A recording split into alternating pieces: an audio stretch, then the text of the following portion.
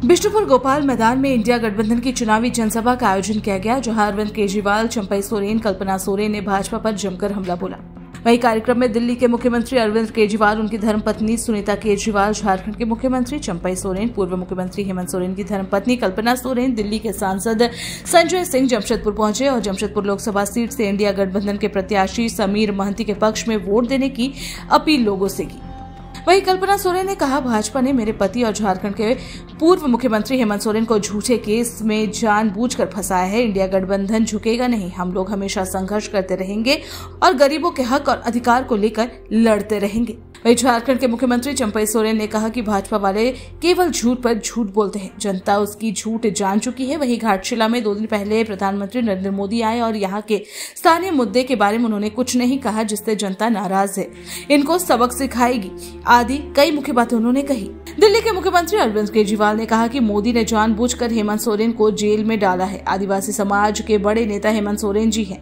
आप सभी लोग 25 मई को तीर धनुष पर बटन दबाए और गठबंधन प्रत्याशी समीर महंती जी को जिताना है। झारखंड में इंडिया गठबंधन 14 सीटों पर जीत हासिल करेगी। वहीं साथ ही भाजपा पर जमकर हमला बोला।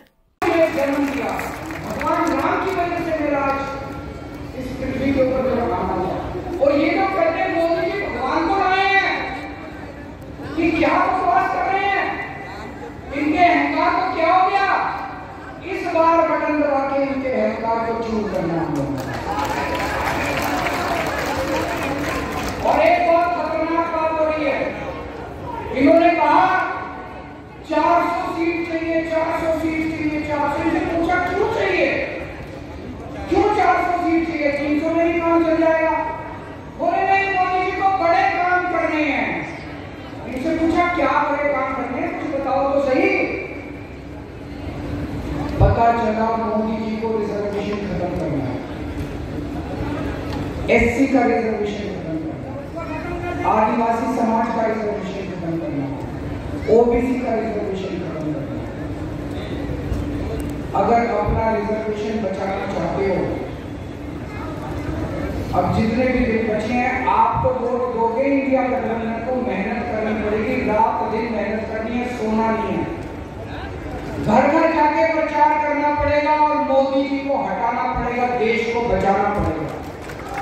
आज मैं दिल्ली से आया हूं, मेरा स्वार्थ इतना कह लीजिए कि मैं अपने भाई हेमंत सोरेन के लिए आया, लेकिन आज मैं झोली फैला के आप लोगों के सामने देश को बचाने की अपील करने के लिए आया।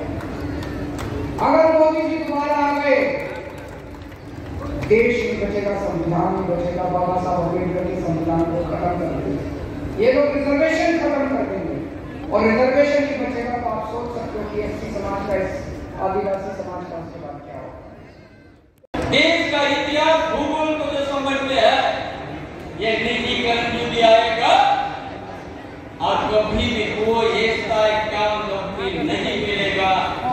एक संस्था में काम मिलेगा और कभी उनका भविष्य नहीं रहेगा।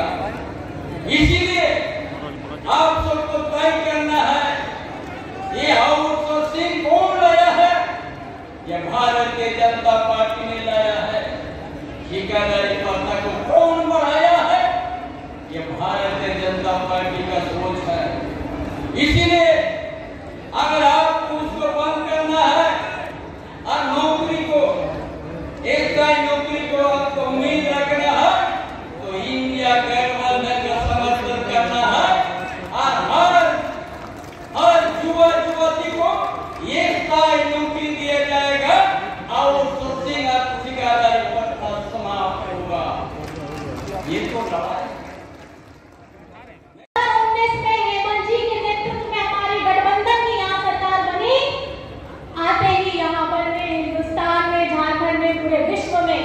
कोरोना आ गया।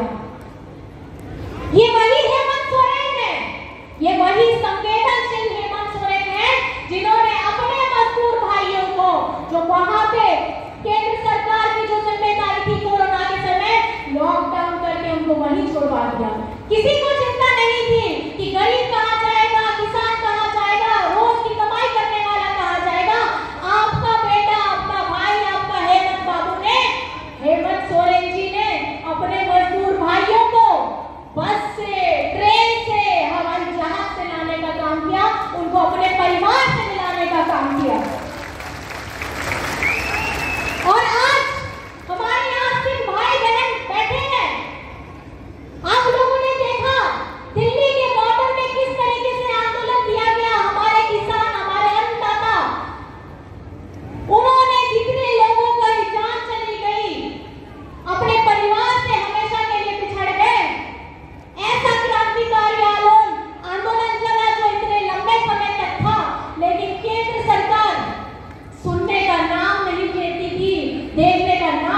देती थी। मुझे तो